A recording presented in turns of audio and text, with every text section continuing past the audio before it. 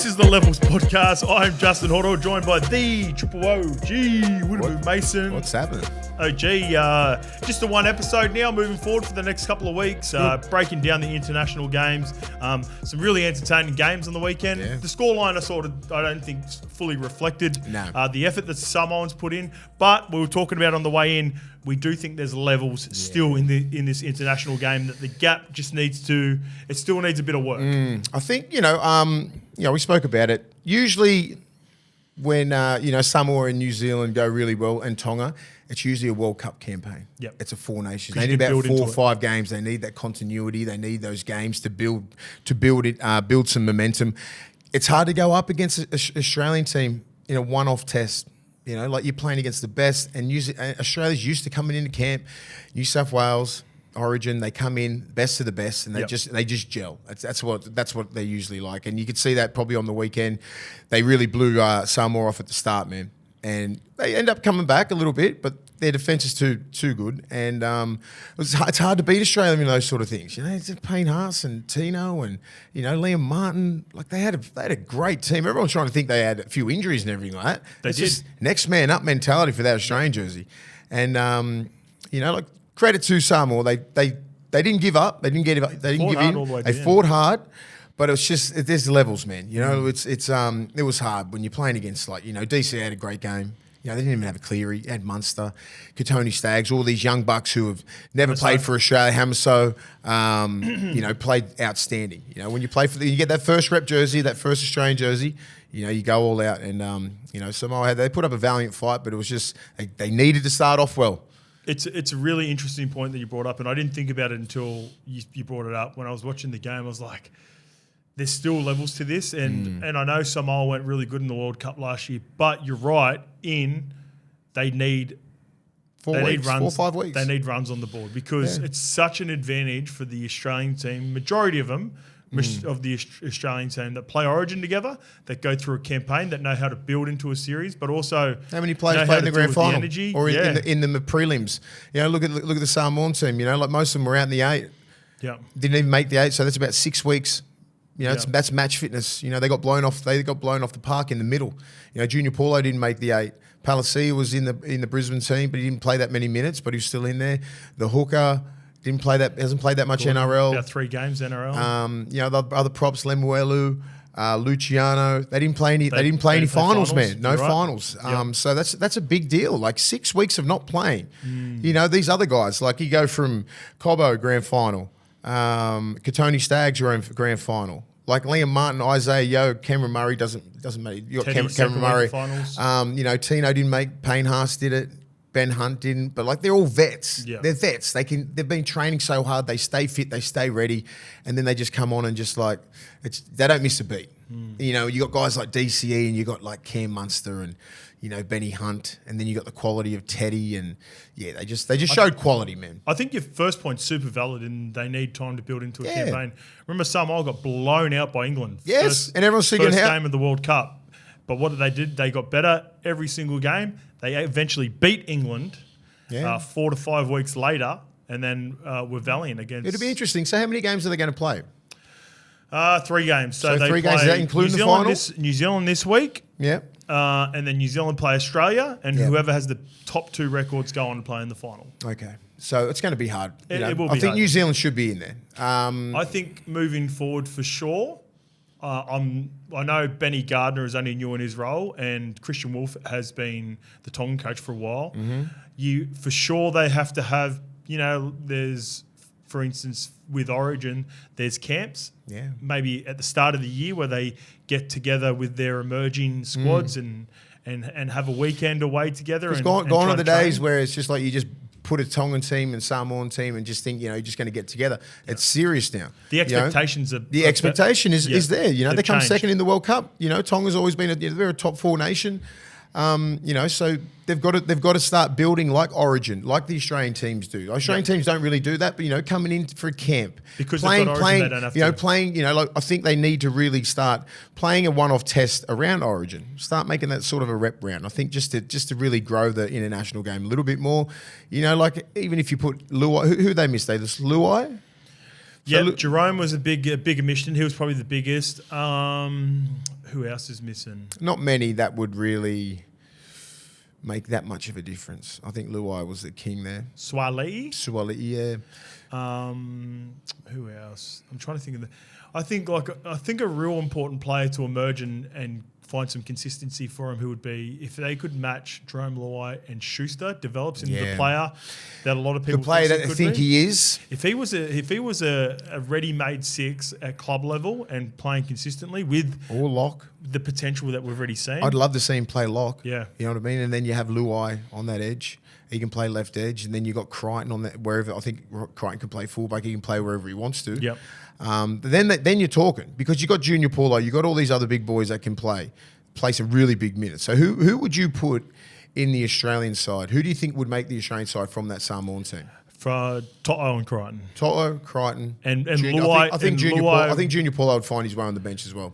Yeah, maybe. Yep. Junior, probably Junior would have. Maybe 2 years ago. I think now that he's transitioned now for a couple of years, I think that's ship sailed. He's playing Origin, but yeah, for sure. But I'm just saying, the Australian jersey sailed. He declared a couple of years ago now, and then during that period, you've had Tino and Payne emerge as. Can you imagine Tino and Payne? Can you imagine Tino Payne played for Samoa? That would be I'd love to see that. That's a big difference, mate. Because those two guys were absolute animals. And even saying, like we'll get our dogs of the week. And Hamaso. As well. He played, and but I know what it's like. You got the Samoan heritage in there. You're playing against Samoa. They went after those two as well, and they just fuck it. So they went hard, man. How big a difference do you think it would make if you had Jerome fit, Hamaso playing in the back line somewhere for Samoa, and then you got Tino and Payne in the front row? Mate, it's even. Yeah. It's pretty much even. Yeah. It's not going to be. You're not going to get blown out by it's not going to be 42-10. He's injured at the moment, but another guy we're forgetting about is Jeremiah Nanai. 100%. But he's declared Australia. Who know? I'm not. I wouldn't know if he would. I know. We're just trying to say, just your allegiance. Just say if they went. So World Cup. Yeah. So next World Cup, they might be going. Okay, well let's play for. Well, there is ready chat of that, right? I think there's been. No, Tino might go. Well, I think Tino's played for Samoa, so he's already ticked that box. No, he hasn't. He hasn't? No, he hasn't. So there's chat around that Tino is the player contemplating. And I know. I understand. Why whispers Payne why wouldn't you? Well. Why wouldn't you? He just won a World Cup. He's already played. He's played Origin. He's going to be one of the first pick for Origin for years. He's played the World Cup for Tonga. He's won the World Cup. Yep. He's won a grand final. You know how important it is for your family. Represent your family. Represent your people. Fasu Malawi. That whole tribe back in Samoa. They'll be looking at that, going, "Hey, maybe the next World Cup we can see you playing for Samoa." And that's going to be huge. Imagine if Payne Haas does it as well. Bro, then you're talking. Then the back row is going to be stacked. Maybe Nanai does it as well. Because the World Cup's different. It's different. The Pacific Cup, you're sort of just going, I'll play for Australia, sort of want to win. And it's like, I don't know. It's just going to be, it's a bit different for the World Cups. All right, mates, before we get into the YouTube questions, we want to thank our partners, both Body Science and The Tab. But let's get into our Body Science Dog of the Week. And you've got a couple of dogs. Yeah, man. It's hard. It was hard this week. I love the young kid Farlongo. I just thought he was outstanding, right? But I just looked at the game and I looked at Tino and I looked at Payne Haas, both Samoan heritage. They would have been head on a plate for Samoa, right? Yeah. The start that Tino and Payne Haas got off to was ridiculous. Tino hasn't played. I think he played in that PNG game. I think maybe 3 weeks ago. Hadn't played since round 27. Ripped out 45 minutes of the best. I think it was something like 17 hit-ups, 135 metres. Got a try, set up everything. Both of them scored. Payne Haas got his first try. But Body Science Dog of the Week goes to Tino. Simply because he was just an absolute beast. And I know that they were going after him. And the way that he was running, man, this is glimpses of what he's going to do next year. I think him and Payne Haas are the best props in the game at the moment. And I'm tipping Tino. He's got that skill level. He's got that tip. He's got that beautiful pass. He runs good lines. He's quick, fast, mobile, hits like a truck. You like you think he's a more complete front rower? He's a complete front rower. Once Payne Haas develops a pass, I think he'll be level. But and his defense, I think Tino hits a lot harder. But Payne Haas just doesn't stop, mate. He's destructive as hell. But this is the bee's dick in it. But Tino. Body science dog of the week, man. Absolute animal. All right, my body science dog of the week, Mace, you mentioned him, Suafalonga, 18 runs for 176 metres. Damn. 75 post-contact metres, 11 tackle breaks, and he forced every single one of them. One line break assist, and one of the best no tries of all time. Got to award that, wouldn't you? Just award it, you know what I mean? Like, I think if I was a ref, I know Samoa wasn't going to win, just give it to the kid. You know what? We work, to work for the tab as well. There's punters at home they're filthy. That were betting on the line. All right, mate. Also want to give a shout out to all of the representative players, past mainly, that have represented their countries and origin and represented the weekend for the Carl Webb old boys match up there. I've seen it's actually available on YouTube. You can watch it on YouTube. Yeah, good. Go on Google. I was watching a little bit of it the other day. Seen a couple of ex-teammates and Greg Bird and Toddy Carney running around on the left edge. Birdie. It's a funny game. It starts off like pretty. No, it starts off, gentleman's agreement. Yeah. And then someone people does start something getting stupid. Popped. Yeah. I remember playing the game. I think it was I played a game for the Tongan team and against the All Stars. I think it was for raising money for the floods. I think in Tonga. Yep. And who's the young kid? He played off the bench for Parramatta. He just goes Penny hard. Terapo. Penny Terapo, right? So I'm playing against Birdie. Birdie and I just mucking around and all that kind of stuff, just having a good time. And I'm trying to not go on the ground or anything like that. Yeah. Penny Terapo off the back fence, 100 mile an hour. And I even looked at Birdie. I'm like, you going to level this kid or what? And I've never seen. It was one of the biggest hits I've ever seen. Birdie hit him. It Birdie was like he can hit, man. Yeah. And so Birdie hit him. He just hit him right on the ball, popped the ball, hit him like it was one of those ones right on the chest, sort of rocked him back, and just like lost the ball, legsed him and everything. I was just like, I started laughing. I was like, because I'm like, hey, it's a charity game, man. I said because I told him, I said, mate, bro, because he goes, mate, Mace, I'm gonna fucking smash him. I said, do it. Yeah. I love Penny. Green light. He just don't know any other way. Penny lived with my parents growing up. He legit has no bro. He doesn't understand. Doesn't understand training. He doesn't understand like gentleman's agreement. No, he won't brought up like that. Nothing. His mentality is 100, and I love that shit. I love it. Not involved in it because no one else was going to hit it. He was running Kevin Campion. All these older blokes. Kevin Campion's like, fucking, what's going on here? He's fucking making line breaks and line break assists. He's offloading. He's running over fullbacks. I was just like, someone's got to fix him up. Birdie popped him and didn't stop him. Yeah. Didn't stop him. No, straight off the back. He just didn't know. He would have loved it. He just doesn't know. He would have got up, played the ball. To even like go at 50 or 60%, just played the ball. Yeah. Didn't care. Birdie. And I was like, holy shit. I was like, give it a penny. And then, so Birdie, he would have went pretty, he's still pretty fit. Toddy Carney still goes hard. Yeah, but it was a representative of some great players, you know. Some gun players. But that's Beaver just was a up there, testament. Petro. It's a testament to what a great person Carl Webb is. Well, here's another testament, mate. So we got this message from IKNS Australia. Never met Carl Webb, but my best mate that lives in Queensland, his daughter has been coached by Webby for a few years and could not have had better raps on how good of a bloke he was. Great with the kids and a genuine fella from all reports. So super tough seeing him. Such a warrior, goes through what he's going through. Hope the NRL community continues to get behind him and support him with this battle. Well said, brother. And it was congratulations to all the boys. I'll give you a little Webby story. Yeah. Right? Super League, 97. I'm playing for the Hunter Mariners. He's playing, and he was like the kid, right? And I was the dude up in Newcastle. He was a year younger. And everyone's like, who's this fucking Carl Webb kid? You know, he made all the representative sides, a year younger, trained schoolboys, all that sort of shit. And I was in the same sort of like, same sort of school. Yep.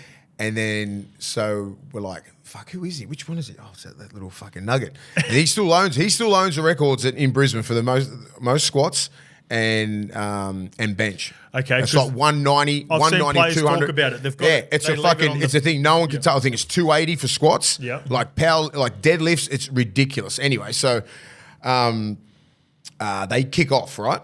And our front row runs the ball. He just goes fucking bang, hits him that hard. The front row drops the ball, he picks the ball up and scores. First hitter, first play of the game. I said, oh, that's Carl Webb.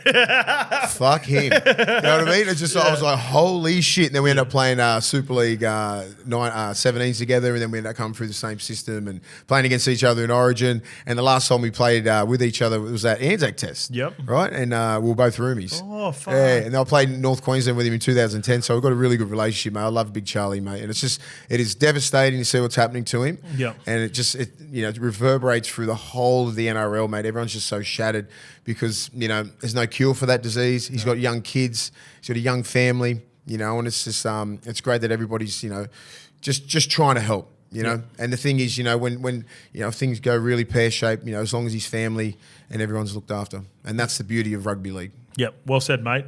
Congrats to everyone who got behind it. All the best with Webby and people supporting him. And hopefully one day down the road we can find a cure for this thing because I've had family. Rob Burrow's got that as well. Rob Burrow's obviously going through it, and it's a devastating disease. Yep.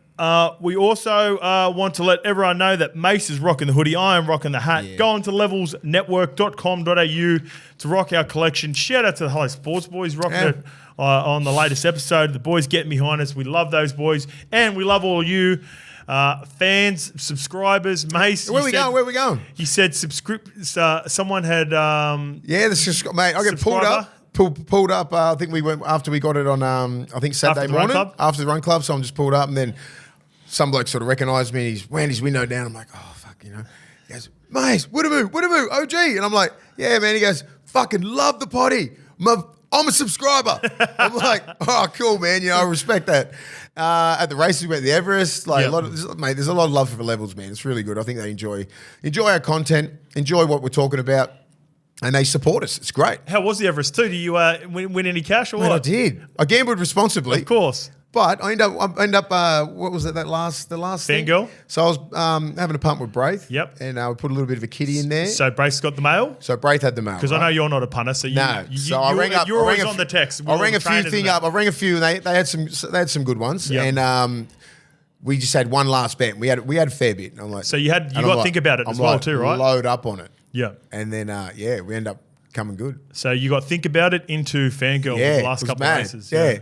Lukey got us. We had a little kitty going at Clive. Yeah, it was good. Lukey got us think about it as well. But what a great vibe. It was your tip, Lukey, for think about it, right? Yep. Thumbs up. IPE with Matty Hill does a good job. We just sat there and just talked to punters. Any of the other boys there, like you and Braith, or outside of you and Braith? A few union players. Yep. That was about it, mate. We just sat there. It was good. Like it was a private suite. Yeah. And you've been there before. They do it really well. Yeah. And some really good people there. A few drinks, had a few beverages, and got out of there. I was home by like 7:30, so it was good. Yeah, nice. And like you mentioned before, so shout out to the subscriber. He's one of 19,400. Sure. So we're close to 20K. And he's hopefully he's one of the 643 members in our run club. So how good was that? Sorry, how good was that turnout? Best. Right. Week 3. Week 22. Yeah. We had. So the first week was 7. It's just good that they're coming from like Mona Vale, Penrith, like Windsor. Campbelltown. Yeah, Windsor.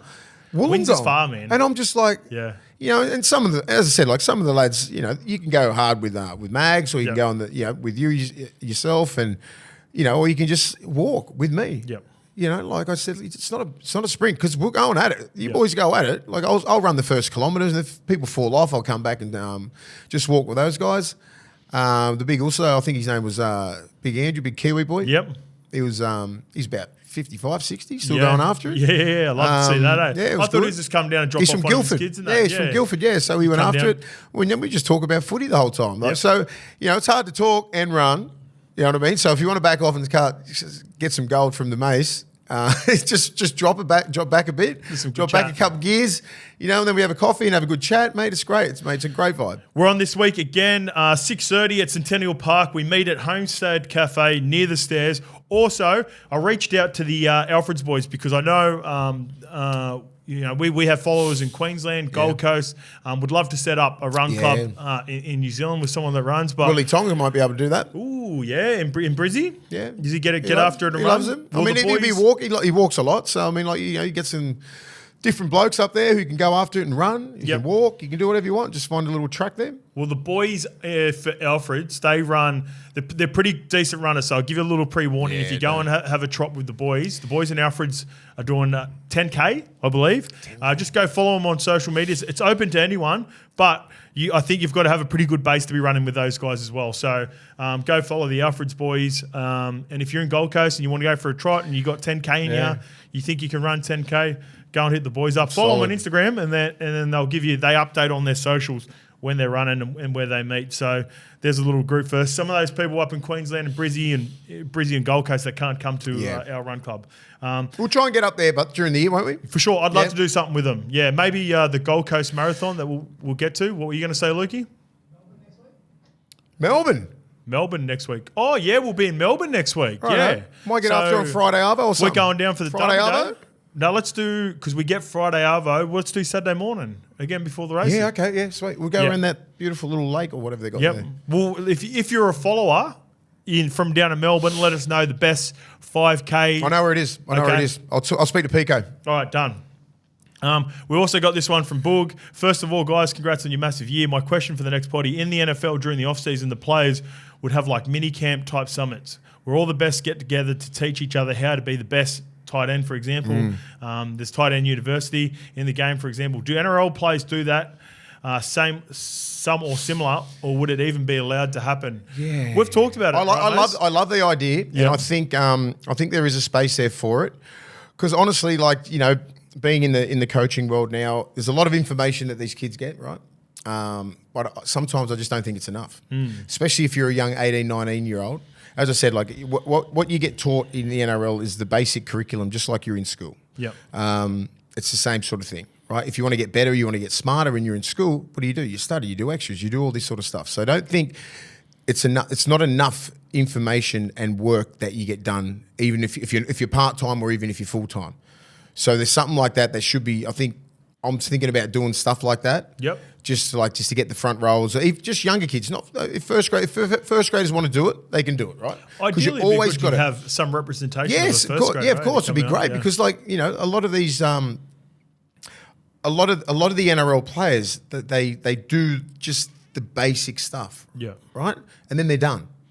You know, like I barely see kids doing like proper extras, working on like, you know, like their proper game, like where, you know, in different situations on the field, like they do extras and they just sit there and pass the ball.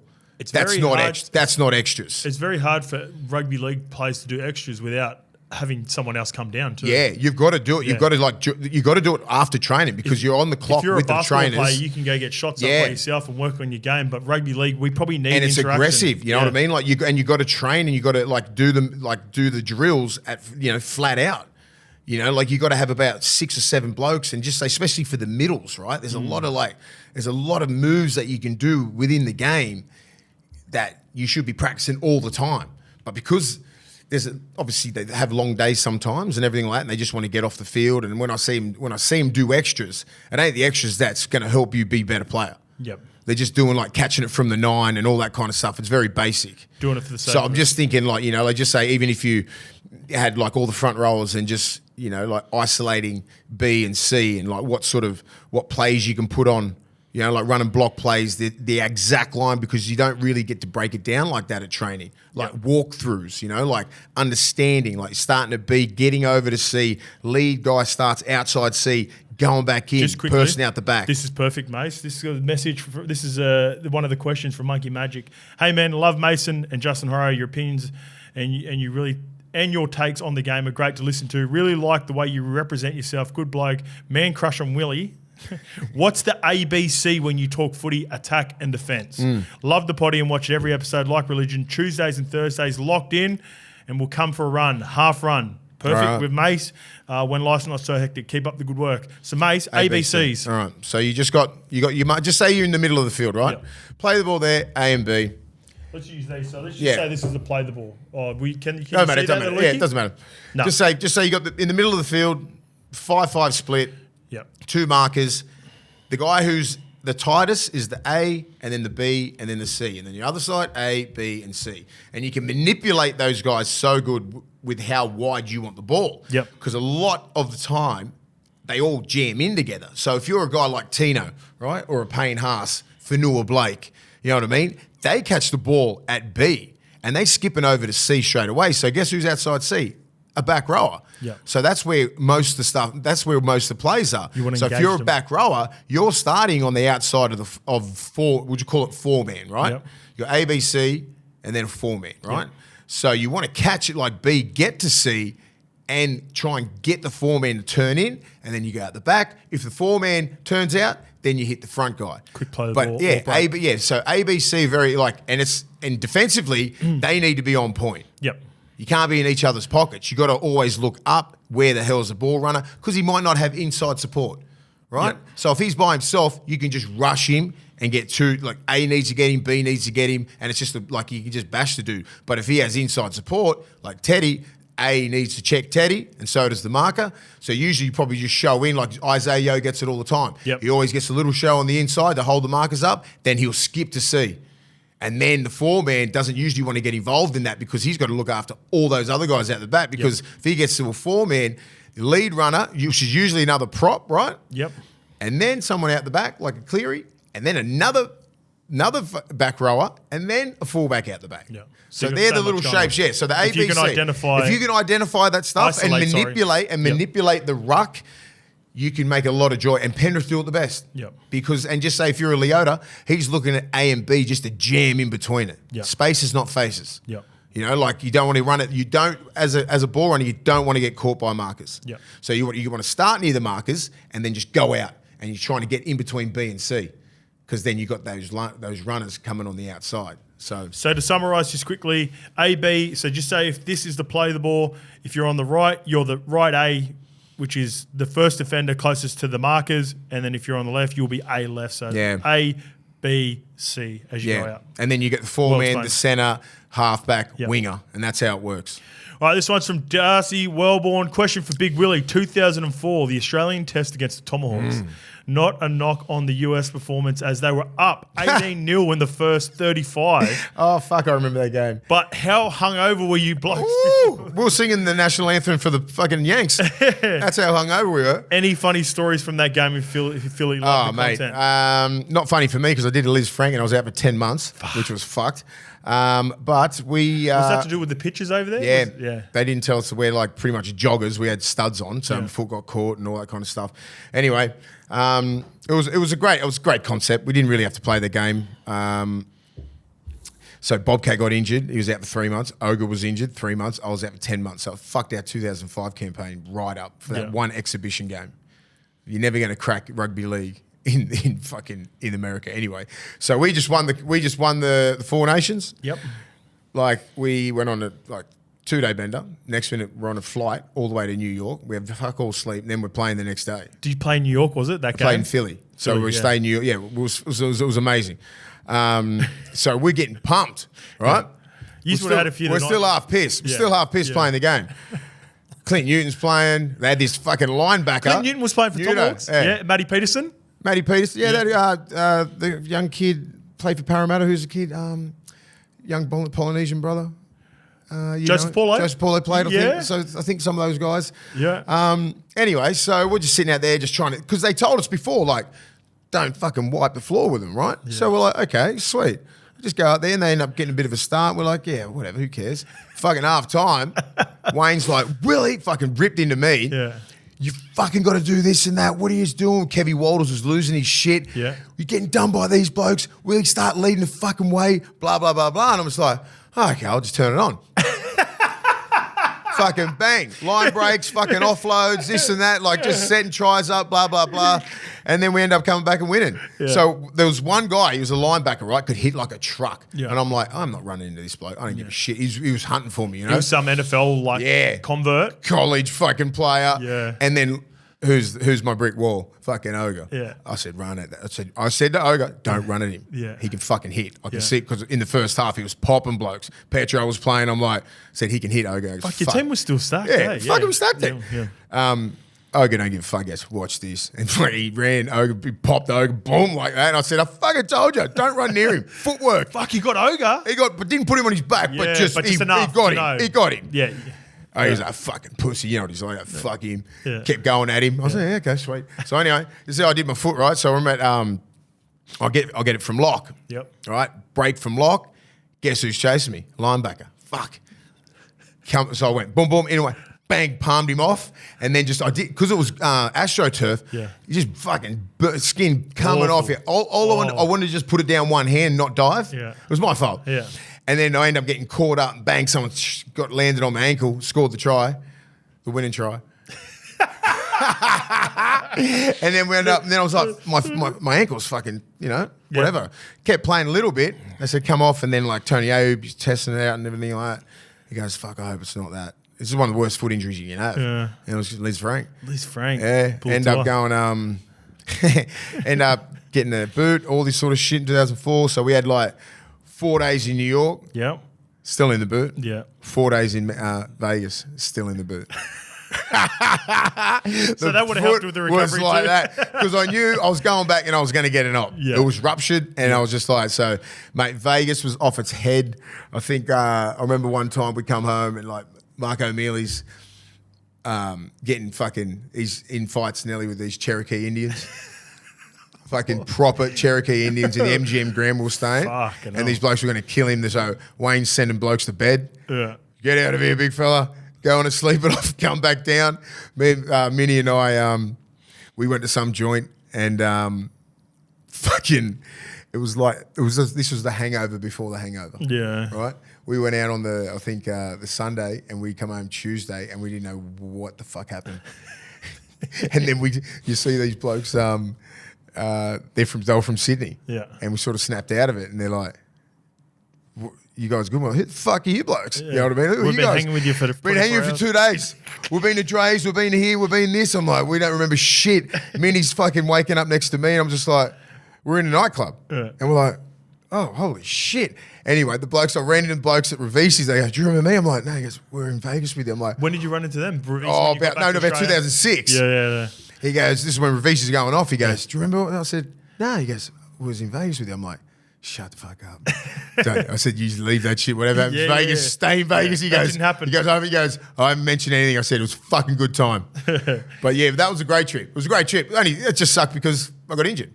Yeah, for sure. Sounds like a good one. This one's from Paul Barnes. Hey, boys, have you ever been in a form slump and how did you get out of it? Love the work. Nothing crazy, but I think Folksy was, 2003, right? Yep. Still playing for Australia, still playing Origin. But I was like, he sensed something. He's like, he's just not doing all the little things. He's massive on defence, right? Massively on defence. And I was missing a couple of assignments and just sort of, and he goes, he just fucking showed me video, this and that. He goes, you got to go back, because he's big into psychology. He goes, you got to go back to how you feel before your best game. Your mindset. How do you feel before your best game? Go back to your best game. And what's that? Sports psychology. Just trying to I don't know. Yeah, trying to fucking destroy people. Yeah, he goes, go back to that. He goes, because I was dropping a couple of games where I was just dropping some balls, loose carry. You know what I mean? I was like, that's just fucking concentrate, Willie. Especially it would be a good run.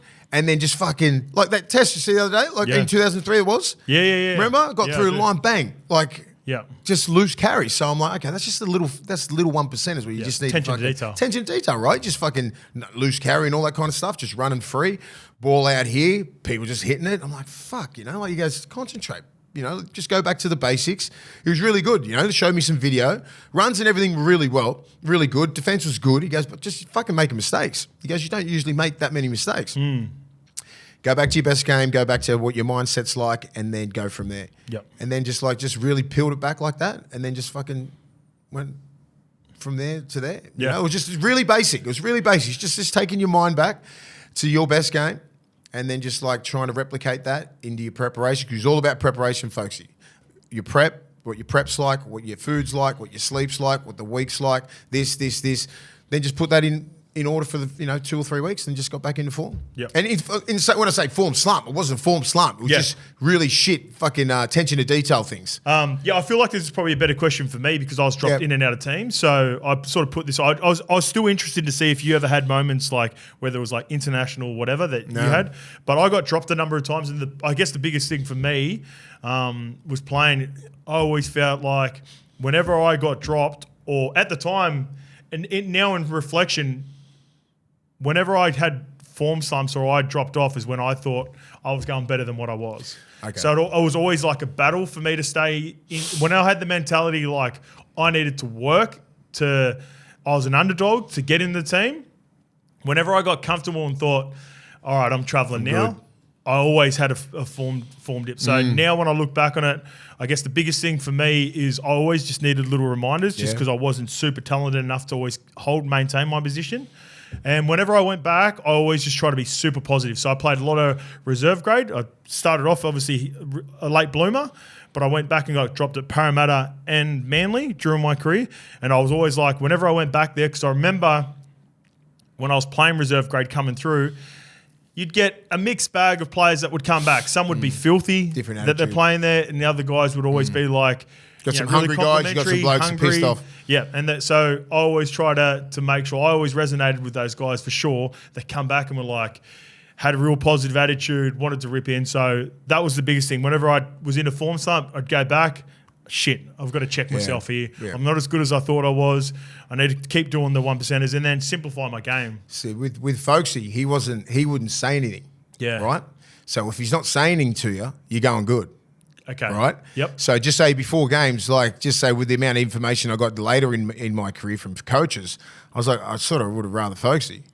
No, because he'd say, just say if I'm getting a massage or something like that, he wouldn't even say it to my face, he'd be like, lead the line speed, aggression, fucking destroy everyone. Before games, while you get before games, yeah. Wouldn't even be like, that's all it was. About 3 or 4 key messages, line speed, lead everyone, fucking kill everyone. Yeah. Done. Yeah. It was just like, we're just a bunch of fucking soldiers. Yeah. And then that was it. Yeah. But just say if you slipping out of form or something like that, he'd check you straight away. Just say if I played one bad game. Yep. In my eyes, I don't think I played a fucking awful game. To your standards. To my standard. And then he'd go, what's happening? Yeah. Okay. You know what I mean? Like, get shit back together, go back to it. But if you're killing it, doesn't say a word. When you're killing it, you just fucking, he don't care. Yeah. He goes, because, he knew what sort of player I was. Didn't need to pump you up? Nah. Yeah. He'd be fucking first one because he always kept me accountable, right? Yeah. I probably played my best football underneath him because he just I knew if I did fucking slip up, he'd be straight on. Yeah. And he was just he was that sort of figure where it's just you don't want to piss folks off. Like Wayne Bennett, like Craig Bellamy. It's it's like disappointing your dad. Yeah. It's just you don't really want that. And I just come off, play the best game. He still wouldn't say well done. Yeah. He wouldn't care. He wouldn't do that. And you don't want it as well. I don't want it. I don't give a shit. Yeah. I know I play good. Yeah. There's enough people that you hang around away from footy that you go down to the cafe, they're like, fuck, mate, sure the best. You need to hear the positive reinforcement. And you know what I'm like. Yeah. I don't give a shit. I know when I'm playing good. Yeah. I don't need to hear it from folks. Exactly. And he knew that as well because he knew to just be fucking playing with my ego. Well, I've been saying that for ages with the New Guinea team. So Lukey has just told us in his glass case of emotion, the mail it was on SEN this morning, Michelle Bishop with Andrew Voss. Legend Michelle Bishop. Is she? Good, good. Absolute legend. She's always on SEN. Always. Mate, she's great. I've known her for 20-something years, mate. She's always been great. So, and does she generally have pretty good mail? She's got great mail. Mail's been around for a while because you got to understand, New Guinea... Sorry, let me explain what it is. Go. Papua New Guinea are a strong contender for the 18th team, and it could be happening really soon. I've been saying this for about 4 years. Yeah. I just think because it's the number one sport over there. Yeah. Why wouldn't we try and, really grow that? You don't have to be based in New Guinea. So just say you base yourself Where do you think they will be based? Cairns? I think they should be based in Cairns. Yep. Or just say somewhere like Rockhampton. Central Queensland, and just say you play 4 games in New Guinea, you play 4 games in Queensland or wherever, and then all the rest are away games. Is Cairns the same temp as pretty much Townsville? It's fucking hot. Yeah. No, yeah, it's hot. Yeah, be similar to Townsville? But someone who has just say if it is Cairns, they're going to have to build a better stadium. But New Guinea's got a lot of dough. Yeah. They've got that. They'll and if they get a team in there, they will go all out. Yeah. So Cairns is great to play in. It's hot. You got to deal with it. You're probably going to be. They'll probably be smart like Townsville, try and play most of their games down here at the start of the year, and then around about our winter, which is just beautiful up there. So I think it'll really work. Because my biggest hurdle, and I think the biggest hurdle will be recruitment, getting players 100%. Well, you're not going to get all the Cornwall players. You're going to probably have 1 or 2. That's about it. I think they'd have to have. I reckon they'd have more. I reckon they'd have a representation of about half a dozen. Yeah, but they're going to get pumped. Juzzy Olam. Yeah, Juzzy Olam and that, but you're not going to have these guys who are playing for the headhunters. But there are guys that are emerging now that are getting picked up from us. Like we talked about Nixon Putt a couple of weeks ago. I think there's about probably half a dozen now because of the way that Papua New Guinea are growing. So just say this wouldn't be next year or the year after. It's probably 3 years away. Yeah, I think the way that the game's emerging, maybe by that time they have a representation of maybe half a dozen in their squad of 25. Does that sound reasonable, you think? Yeah, I think so. I mean, I think that's probably too much. Yeah. I think there'll be a lot of... They'll have a reserve grade probably stacked full of like the hunters, but like you're going to get a lot of NRL players who want to be playing. Yeah. Do we have enough players? Do we have enough depth? We said that a couple of years ago, and that was because we had about like 15 to 20 of our senior players and really good players retire. Yeah. Now look, the fucking game's at its peak, and I think the next couple of years, I don't think it's going to be a problem having 18 teams. I think the Dolphins have represented that it's not a problem of, when you look at the teams that are below them, the problem's not the depth, the problem is the coaching. Yes. And there's not, what other example of Wayne Bennett is out there? Adrian Lamb would be a perfect coach. He would be a good Adrian coach. Lamb, perfect coach. Paul Ayton would be a perfect coach, assistant coach. They know the system. They're Kummels. They're very proud. Yep. Adrian Lamb makes a lot of sense. Lamb would be great. It. He'd be great. And I think he'd be the first one to put his hand up. I think it's great. I think it's great even having that conversation, that putting the PNG team in. I think it's great. You wouldn't sort of be throwing that out willy-nilly if you didn't think No. There's been rumours for years. They just need to get the infrastructure right. They need to get the juniors right, and the infrastructure's there because of the PNG hunters. The love of the game. The hunters are there. So you're going to have a reserve grade game, a reserve grade team. You're going to have depth. You're going to have all these. Imagine all these young kids in New Guinea wanting to play, like Juzzy Olam and all that kind of stuff. They're all going to become that. That next generation is going to be there. So I think it'd be great if the NRL did that. It'd be so good. As I said, like, you're not going to be based in New Guinea. You can't be based in New Guinea, because you won't recruit anyone. But if you're based in Cairns, or even, I don't know, Central Queensland, like Rockhampton, Bundaberg, something like that. Then you're talking. Yeah, super interesting. This probably story will develop as the week goes on. But yeah, looking forward to seeing how what happens with that, because that would be fucking great. I think it would be good for the game. The more I think about it, it's the number one sport. It's the number one sport in New Guinea. Yeah, the national sport. This one is from. We're going overseas again. This one is from I give luck. Sorry if I've pronounced that wrong. Question for you boys. Hey, Mason Scope, OG level 1 listener since the first potty, listening all the way from Tel Aviv. As an expat Aussie, your potty makes me feel at home. I work for the local rugby team here called the Tel Aviv Heat, which I believe is a rugby union team.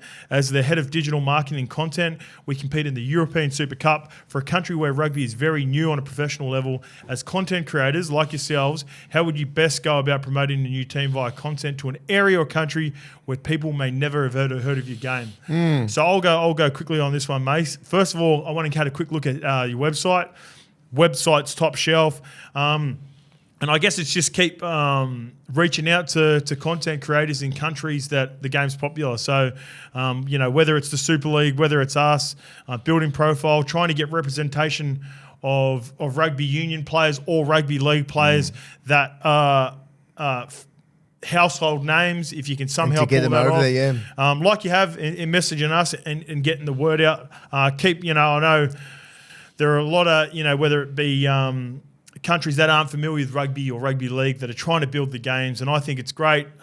It's a tough battle. I know, what people go through when they're trying to develop the game in other countries that are strong footballing nations, strong basketballing nations. It's an uphill battle, but keep doing keep ripping in. First of all, we're not a political show, but we know what's going on over there, and our heart goes out to everybody. Israel, Palestinian, and everything over there. It's awful what's happening there, but our thoughts and prayers go out to everybody that's over in that country. Yeah, hope you're safe anyway, brother. Yeah, I hope all you guys are safe. I hope you're safe, because, like you said, I'm not super familiar with the reasonings behind why all this is going on. But it's sad to see. It's very sad, but look, just trying to. It's about getting exposure, isn't it? Yeah. And it's hard. And you got to get some, it's hard to get some superstar players to come over there. Just keep reaching out, though. But you've got to do that. You just got to keep networking. You just got to keep networking. You got to because as I said, it's the age of information and connection. Social media, all this kind of stuff. You can write to people. You can do this. You can write to the NRL. You can write to bloody anyone, and try and get some players over there and try and organise a game. And I'm not going to say you're going to play against Kangaroos or something like that. Yeah. But there's always teams around. Even just a few Zoom calls. Get some ideas. Yep. Like the NRL are very proactive with stuff like that. So you just got to keep trying, keep working at it, because it is very hard. Most countries like that are very hard. Like even like you say, like with Georgia and all these sort of places right in the middle there, they all love rugby league. Yeah, Greece. They love it. So you just got to keep trying, keep networking, keep reaching out to people. We'll try and help from our end, and you just come up if you write us a DM us or something like that, what sort of ideas you've got, and then we can just go from there. Yep. Hope that helps, brother. Last one is from John Crawford. I think you'll like this one, mate. Hey, boys, love the potty. Great insight and laid back feel. Would love to do a run club, but a fair hike to get there from Perth. Start running now, and I think Ned Brockman's over there at the moment. Maybe you can run back with Ned Brockman like you did last year. Not my question. I saw it on Twitter, but would love to hear your opinion. I can split them. What's better, Queensland's 8 straight or Penrith's 3 in a row? Fucking hell.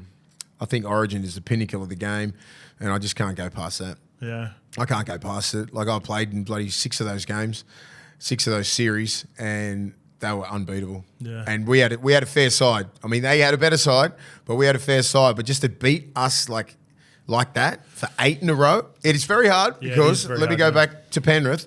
In this day and age, to be in 4 grand finals and win 3, to keep those same blokes and keep them motivated every single year, and these big campaigns that they're doing, they've had World Cups, they've had all these little 4 nations and everything thrown at them, but to keep them focused, like just say with Origin's different, right? You get in there for 6 weeks of the year, you get in there, you got the best team, it's the funnest thing, and they dominated us, right? But as I said, I'm not sure I'm sort of nearly talking myself into Penrith here. I know you. I'm Penrith. Yeah, because I know where you are. You got me with your eyes. And I'm like, so I'm just thinking just because of because it's 2023, it ain't the 80s, it ain't the 90s where you have stacked teams and you dominate everything. Penrith are all nearly homegrown. No one's really recruited out there, and they've done it all by themselves through that system, through the grassroots. So you are Penrith. Yeah, I'm going Penrith. I just think,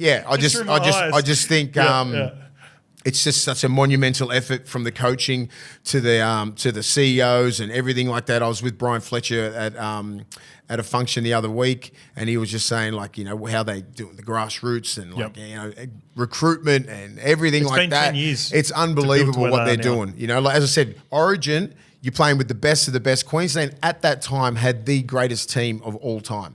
It is. You're talking Greg Inglis's, you're talking Billy Slater's, Cam Smith's, Darren Lockyer's, Nate Miles, Sam Thaiday. I don't know. Yeah. It was unstoppable. And the players that Penrith have, they've got some great players, but they're not superstars. That's one of probably they're not my superstars. They don't have a Billy Slater. Yeah. They don't have Cooper Cronks. I mean, they have Nathan Cleary. I think he's a superstar. Well, Cam Smith. Queensland's 8 straight, unbelievable. Like you said, it's the pinnacle. It's the best of the best. But I believe that Queensland's team was so dominant during that period. And an Origin camp goes for 30 days. 10 days Origin 1, 10 days Origin 2, 10 days Origin 3. So you've got there's a real art in that as well, in the way that they were able to go from playing club footy, focus in, come together again, and not get bored after 4th or 5th series. Get bored of winning Origin. Yeah, but there still is motivation. That's the word. Consistency. Disciplined enough. Playing fucking just lights out every single game. There was games there we should have won. Yes. But they somehow did. They just pulled it out.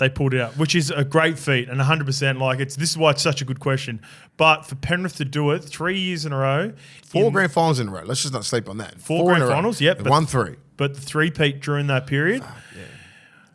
And when I look at Queensland's dominant run, and I know that we'll probably, down the road we might look at Penrith in a different light and their players, but I think probably halfway through you could look at that squad and go, there's a pretty good chance Cam Smith's an immortal.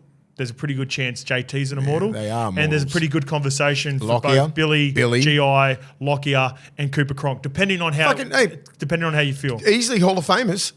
Easily. So when I look at this Penrith team, I think it's stars everywhere. Like a homegrown, really good team. But I look at it and I go... They recruited Yowie and Liam Martin as kids. Of course. But that's exactly my point, where I go, probably Nace, for a lot of people, probably a lock already. You know, I said it after the grand final. I think this cemented him. For me, as an immortal, obviously I'm projecting him going on and continuing his career. Like, I don't see him... Like, if he finished tomorrow, then probably he's not an immortal. Give him time. He's probably not an immortal, but I'm projecting him to go on just like I would have done at Origin Series 4 win of Cam Smith. I would have looked at that. Four Origins in, we weren't doing a potty, but I was looking at it going, Cam Smith's the GOAT, man. Like, he's a fucking future immortal. So that's the way I view Nathan, right? And he'll go on. But apart from that, like Yowie, he's going to be really good. He's always going to be known as a really good player. Liam Martin. Leota Fisher-Harris. They're going to be greats of the game. They're going to be viewed as greats of the game. But immortals... No, so I think what they've done for 3 years in a row now, 4 years in a row, I think Penrith's three-peat is just the touch. I agree, because they don't have the calibre of players. And the NRL is as tight as it is ever at the moment, right? And they've done 3 in a row. And it's phenomenal, from coaching to the CEOs to the recruitment to everybody in that club. It's unbelievable, because I think winning at club level is probably harder than winning Origin. Yeah, just because especially week in, week out grind. The week in, week out grind. It's the hours that you're putting in. It's the big runs that they've had in. 4 years of being in the grand final. Injuries. And then a few injuries, you know, like coming back into preseason, being motivated again. Yeah. Going playing for Australia. Big campaigns into Origin. Like, these things take toll. Yeah. You know, I would have think 2's probably enough. Maybe, maybe it would have caught up. Yeah. Mate, they're going to go for 4 next year. Yeah. Who do they lose? They've still got the same forward pack. They're the best. That's the best forward pack in the comp. They lose Stephen Crichton. They're going to lose Stephen Crichton, and I'm not going to say he's replaceable, because the guy's just money, and they're just like, who else? Spencer Leniu. They're going to have some other young kid coming up. Spencer Leniu's a dog, man. He's a dog. Yeah. He's going to be awesome for him. But like, they lost Kikau and Appy. You're like, fuck. They're very hard to replace. Yeah. I thought they were. But you had Mitch Kenny, and then you put friggin' Scotty Sorensen there, and like, well, Kikau is a better player than Sorensen, I think, but Sorensen doesn't look that far out of place. No. And then you just sort of plug and place, mate. And I just think, who the hell's going to beat them next year if they have the same system? They're going to go for fucking 4. Imagine if they get 4. That's crazy. That's crazy, man. I think the conversation, if they get, I think maybe people will be on the fence with Queensland 8, Penrith 3. So just say you lose Jersey Flegler. Yep. Aussie representative right now, Queensland representative. Herbie Farnworth, probably one of the best centres in the game. Yep. Who do you replace him with? I mean, if you're going to put Palacia there. Palacia's gone too. Or Palacia's gone, okay. Titans, yeah. Well, you're not going to put Marty Tapau, ain't going to do anything. You got that young kid, Hetherington, but he's a bit small. He's going to do a job. I think he's going to be on the bench. They got who I like. They got Fletcher Baker from the Roosters. Fletcher Baker will be good. I think he'll start. I think he's a big body, and I think him playing in that team, he's going to do all that dirty work. And I think he'll be good. Xavier Willison, if he comes out, if he has a big preseason, they won't really lose that much. Flegler's a really good player, but I don't know what you're going to do with that left side centre. I think it's going to be Dean Mariner or Jesse Arthur's competing. Fucking Dean Mariner. Dean Mariner's nice. Jesse Arthur's nice too. Yeah. I'm not sure if he's a winger or a centre. So they'll be all right, Broncos. They'll be good. I think it might be the same two again. Yeah. I think Roosters are sneaky good next year. I think they can, depending on the rest and recovery, and they need to address their starts of the season. Mate. They don't have the forwards. Well, they've got, so next year, right, this is how their pack ended on form. So you've got obviously Jared and Lindsay up front. They'll have Spencer Leniu coming off the bench with Terrell May.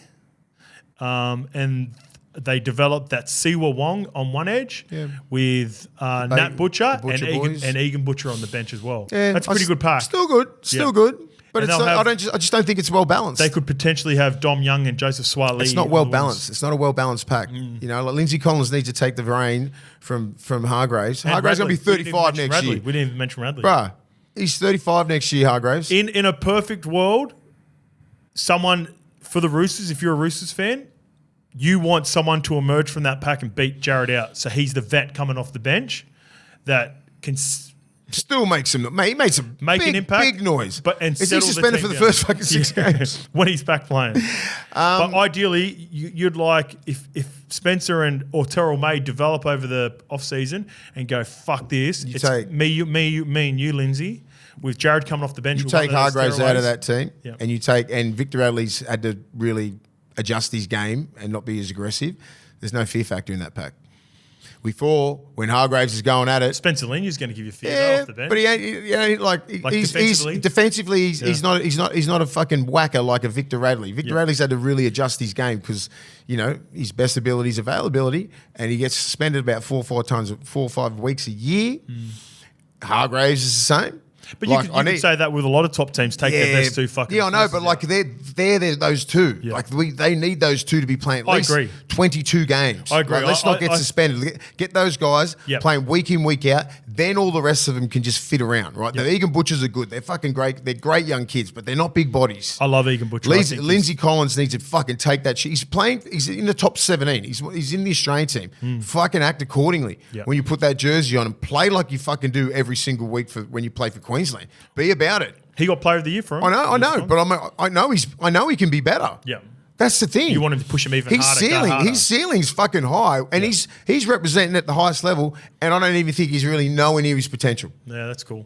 Yeah, so you believe he has potential to be an all-time great. Fucking really dominant. Yeah. He's fit, he's strong, he's big, he's got no fear factor, he doesn't give a shit, he's about it. Yep. And we need Brandon Smith to fucking play. You know when I think Lindsay took over as the out-and-out leader of the pack, his form at the back end of the season was clearly the best out of all of them. After Origin. I think when Jared lost his shit in that last round against the Tigers and Lindsay was pulling him in line, I reckon that was a change in the guard. Change because he ain't that kid anymore. Lindsay's the guy now. He's not that kid anymore. Yeah. And I think, like him playing, with the Australian, playing Origin, the penny's dropped, I think. Yep. He's going to be that dude. All right, mate, let's break down a couple of the teams for the weekend.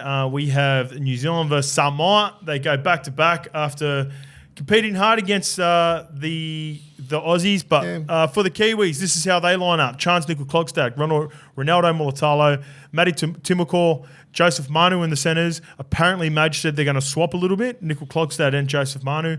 Shout out to Jermaine Asako, gets that wing spot. He's back in the Kiwis team after a stellar season. Who'd he get? Who'd he push out there? Dylan Martinez and Lesniak went to Tonga. But he's injured. Yeah, and he's injured as well. But who else was there? So it was Ronaldo and Dylan. They were the wingers. Yeah, okay. And Jordan Rapiner played on the wing last year too. So he got Raps a spot.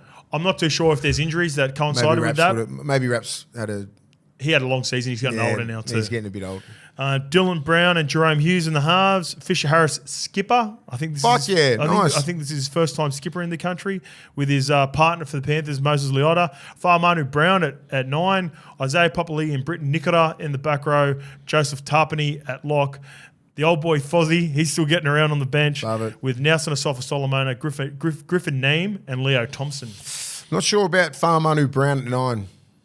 Yeah, he blows out quick. Yep. I think he'd be more of a bench player because he was at the Bulldogs there. He's a good kid. Yep. He's dynamic, but I mean that's how much they've fallen off 9. So they had Brandon Smith, man. No Brandon Smith, no Jeremy Marshall King, no Phoenix Crossland or injured. And they're playing against Samoa, so I don't think they're really going to be structured to be spotting up Whaamanu Brown.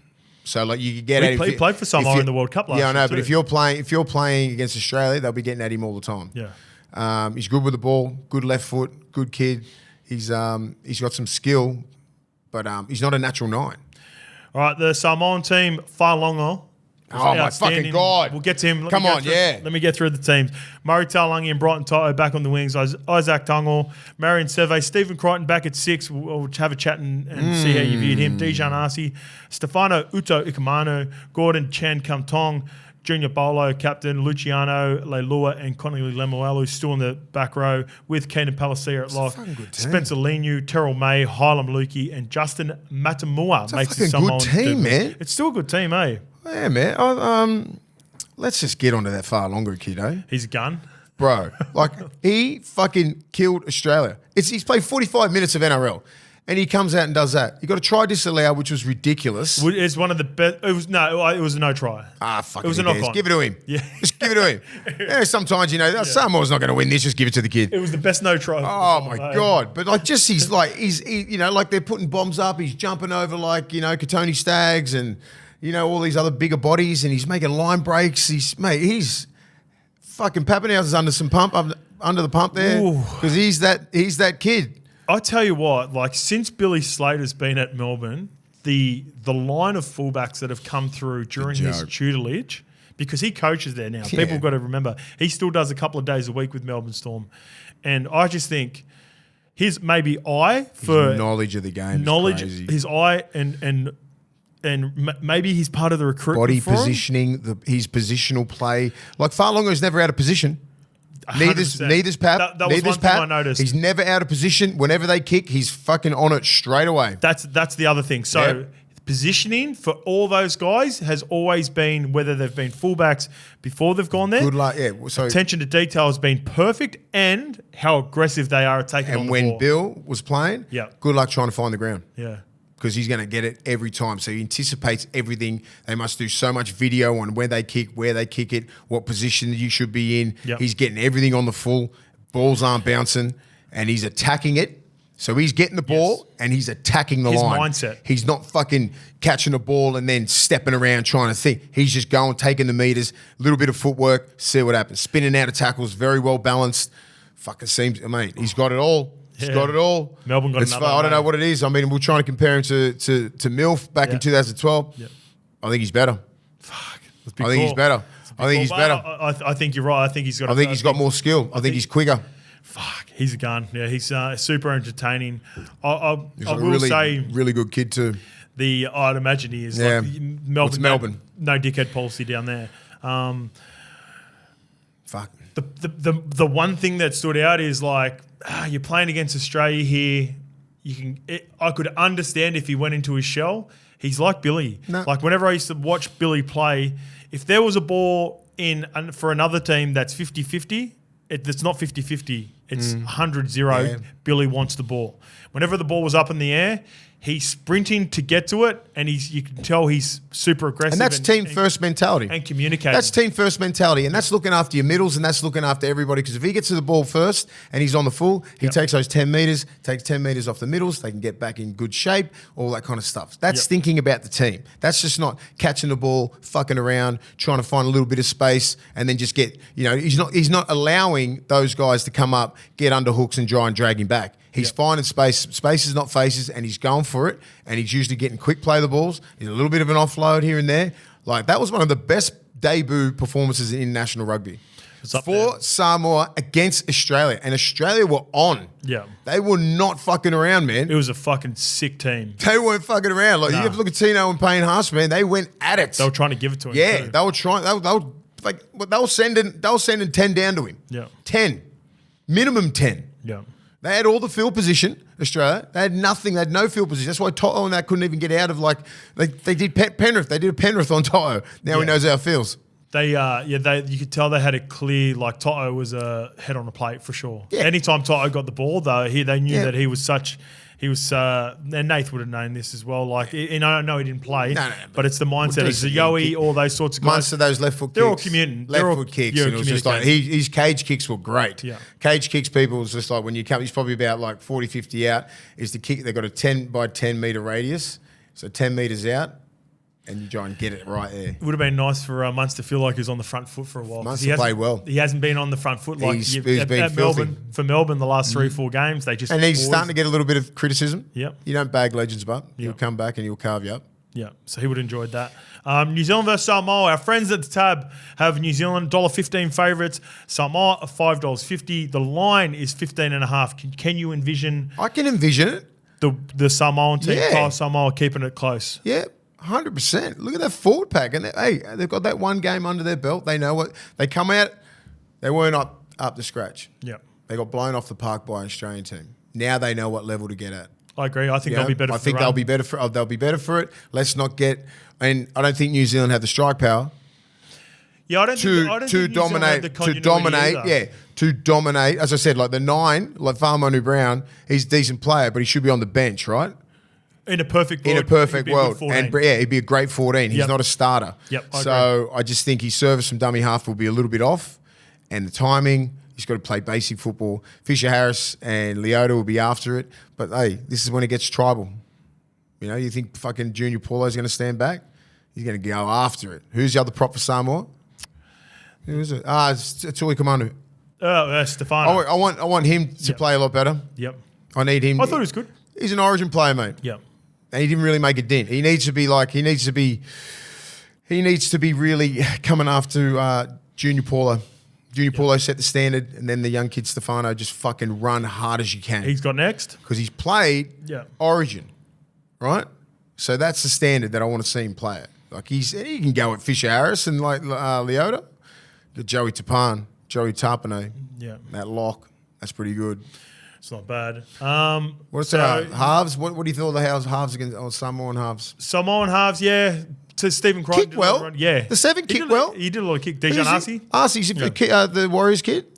He's at Parramatta now. Parramatta. Yeah. He played 6 the back end of the year. Yeah. He's all right. Played in for Dylan Brown as well during that. I mean, Critter is such a talent. He can play anywhere, but it's like, fuck, he has to pass. I want him to run. Yeah. It's not as clean. It's taken a lot of. He's got nice soft hands, but he doesn't have like. It's different when he's getting more. There's more people in his face when he's running the ball. You know, you need him one-on-one out wide. There's such an art to structuring like shape and the way it looks when you're running through shape when you're the 7 or 6. Yes, so you got to like how like sometimes I'm not trying to speak about Crichton specifically, but when players that don't play normal 7-6, it just doesn't look. It doesn't look because they're not used to it, mate. Because he's used to getting the ball shaking and baking on an outball or right foot, left palm, all that kind of stuff. Now he's got to go catch the ball. He's going to be at 4 men. He's got a dummy inside. You've got lead runners, so he's got to be looking at shoulders where they're turning in. If the 3 man's turning out, if the fucking winger's coming in, if the center's coming in, like he's got to process all that. That's what the great halves do, and. It's hard because he's not a half. It's not natural. I'm not sure what they can do. Yeah. If they're fair dinkum about trying to make a really good run for this, geez, put someone else at 6. Moving on to, so you think Samoa can keep it close though? Keep it close. I think New Zealand 1-12. Yep. All right. Fiji Butty versus Cook Islands. Pretty stacked Fijian team here against Cook Islands, who got dusted by PNG. PNG looked all right. Yeah, they look solid. I think they'll be the team to beat in this series for sure. We went through similar teams to the Cookies, but for Fiji this week, Jareen Buller, Micah Sivo and Michaela Ravalawa on the wings. Taruva and Wonga Blake. Yuck. Kurt Donahue, Brendan Wakeham at halves, Tui Kamakamitha, captain, Noah Nyla Goliva, Gordon Whippy, Tony Mr. Whippy. Oh, Mr. Whippy, yeah. Gordon Whips. Tane Milne in the back row. He's plays back row a couple times for him. Caleb Navale, Penny Wani Tagi Tuimua, Api Salomi Sakura. Api's not playing? What? No, Api Karasau's not out of this. He didn't. Fair enough. Watasini Waka Saravi and Cirillo Lovokuro. Apologies to all the brothers. Boys. Apologies to all the brothers. We know we love you, boys. I'm not too familiar with, the... We need a translator here. We need Petro. Yeah, we need Big Petro here. But, and P.O. Siki. So, Kicks ain't playing either? He's going to rest up? No Kicks, and no Apikara. So this is where, no disrespect, Kicks and Appy, both insides at a bottom 4, probably going to put all their eggs into that one basket. For sure. And that's what they're doing. You don't want no injuries. Kicks was missed 15 weeks this year, for a pec injury. Just needs to get his body right. Appy's missed a fair bit of game. He had big Origin sort of conquest, and they need rest, man. They're like 28. Yeah, it's when you need a bit of a break. 23.5. The line is Mace. It's going to be a touch up. Yeah, I think so. Absolute touch up. I think Fiji will do similar to what PNG did. Be like Cookies. be like Cookies just don't have enough. It'd be like 52-16. Don't have enough experience. Or something like that. That's I might even have a little bit of play on that responsibly. All right, mate. That's it. We've just got the Caulfield Cup on the weekend with Tab. Are we going to the Caulfield Cup? No, we're not going. But it's on the weekend. It's the big race on the weekend. All the Group 1s are on now. So I thought I'd just get up. What do you reckon? Some of our hopes. You're on Montefiore, mate. Montefiore. Okay. Hey, guess who backed the $1 million race? The $1 million dog race. No, you didn't. No. Didn't the Postman win? No, Postman Pat didn't win. B told me Postman Pat won. No. Who won? Jay is Jay. Oh God, so close. No, it was the second favourite. Postman Pat come third, I think. All right. But yeah, I'm on Gold Trip. Gold Trip looks Cherry Wright was won pretty convincingly and going to go up. Looked like he was getting away from him as well. Yep. I think it was the Turnbull. I believe it was the Turnbull. So $5 favourite. I'll be on. Happy punting, people. Yeah, happy punting to everyone on the weekend. As always, we want everyone to be playing safe during this footy season. So please keep front of mind what are you really gambling with, and during this racing season, of course. And if you need free and confidential support, call 1-800-858-858 or visit gamblinghelponline.org.au. You can find all of our current LPC bets under the Bets Friends banner on the Tab app. Thank you for joining us, and we'll see you next week.